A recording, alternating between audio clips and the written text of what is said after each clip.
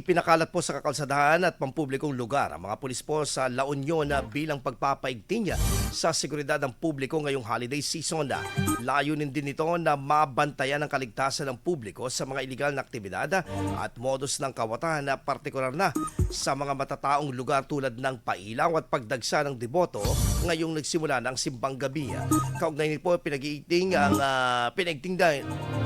kaugnay nito Pinaiigting din ng kapulisan po ang pagsita sa mga traffic violators na binibigyan ng karampatang citation ticket at pag-iigpit sa mga motorista ukol sa pagsunod at pagsusuot ng high visibility materials tuwing gabi.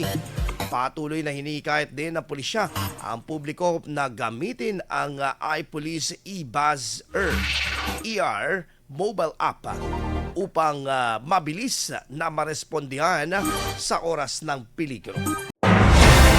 IFM News. IFM News. IFM News.